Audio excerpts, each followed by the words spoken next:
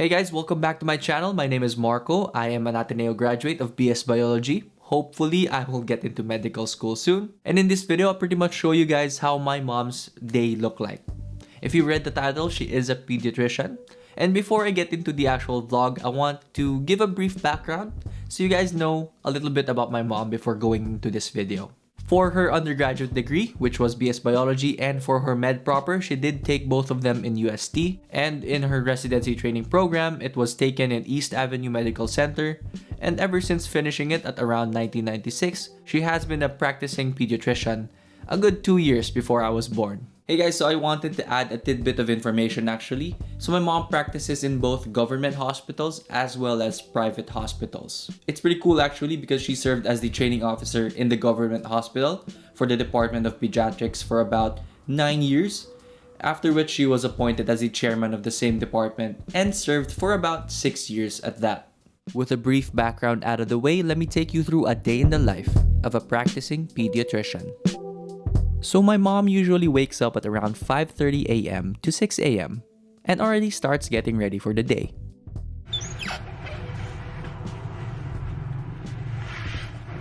She starts the day this early because by 7 a.m. she has to leave the house to do her morning rounds in several hospitals in Tuguegarao City.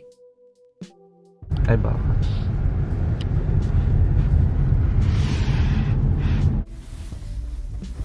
Hey guys, so nasa hospital na kami. Not gonna say which hospital. So yung first question ko actually tungkol siya sa rounds. So anong rounds at bakit to ginagawa? So basically daw ang rounds, ginagawa yan para i-check yung admitted patients mo.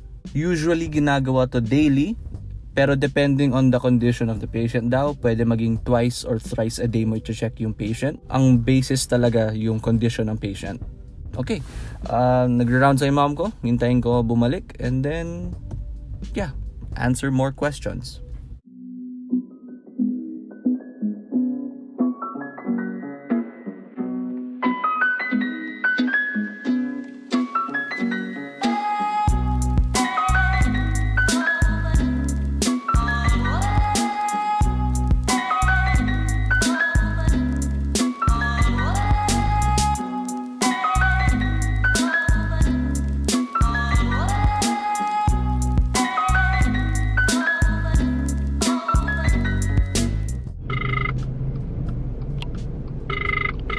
When she finishes doing rounds with her private patients, she also does daily teaching rounds with her residents.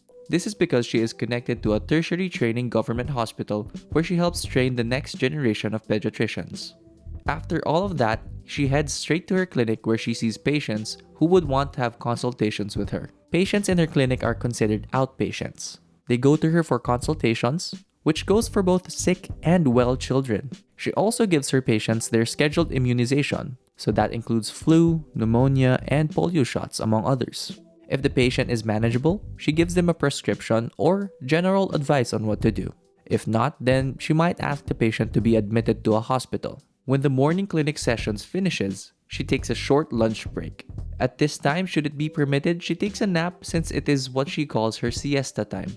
Even if she is on her lunch break, she is still technically on call. This means that when there is something that needs to be addressed, she is called directly because she is the pedia consultant. If the case is mild enough, then she can address them over the phone, but for urgent cases, she has to go to the hospital immediately. In other times, she goes back to the government hospital again to participate in training conferences within the Department of Pediatrics. After all of those, she does her follow-up rounds for the patients that need extra visits. When she finishes all of the follow-up rounds, she gets home at around 7 p.m. But when she doesn't have any more follow-ups, she actually gets home around 5 p.m., which is the perfect time to tend to her mini farm/garden.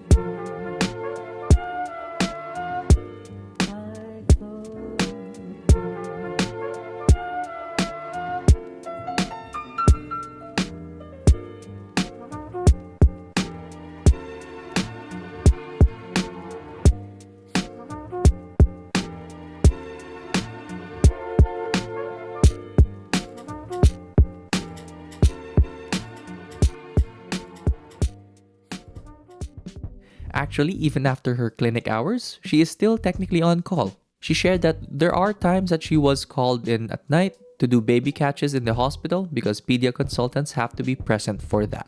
To cap off the video, I did ask her a couple of get-to-know questions to get an idea on what her life is like as a pediatrician.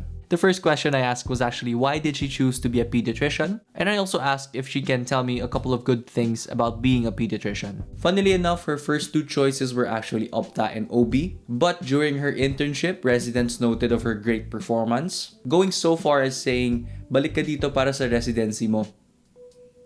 Exclamation point. Funnily enough, again, when board exams came, the highest result was actually pediatrics, so those two reasons were enough to push her to pursue becoming a pediatrician. So the first thing she told me about being a pediatrician is that there is a constant flow of patients. There's a high chance that anywhere you go, there are gonna be kids. The second thing my mom said about being a pediatrician is that it's satisfying. You get to see your patient grow from birth to early teen years, and the outcome of your patient care reflects on your relationship with them. I think a good memory that she shared was that if they like your service or your care enough, eventually their children's children would also take you as their doctor. And the last thing she said was that handling her patients is relatively easier, which actually led me to my next question. How does she manage her patients, given that they're children? Although it is relatively easier, there are some difficult times because interaction with kids are vastly different with that of adults, so it manifests in the way you do physical examinations. In her way of doing PE, she actually starts off with doing the non-irritable ones, and eventually leading to the irritable ones. So for example, she starts with checking the lungs and the chest, and eventually goes down to checking the throat and the mouth. So given that you've seen her day, I actually asked, what do you do in your free time? She did say that she takes naps in her siesta time after lunch. She also mentioned that in her free time, she is able to attend online webinars for continuing education. Included in these webinars are updates on COVID and updates on PediaCare because there is COVID. An example on a topic that they discussed recently is actually how to boost immunity of children during COVID. And until recently, because she wanted to make use of the garden into something functional, she did turn it into a mini farm, and the contents of that farm will be listed here. Because on the top of my head, I don't know. Before I forget, actually in her free time, she also tries to watch a lot of K-drama.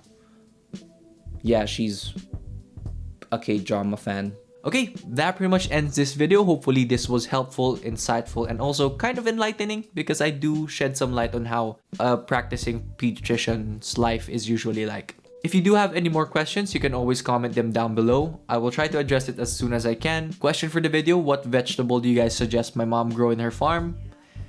There is a space there that is free, so let's see if we can make sing it there. I'll put a card if you guys suggest something that's pretty worthwhile. Anyway, thank you again for watching. Don't forget to subscribe here, and next video's up there and down there. Hope to see you guys in my next video. Peace.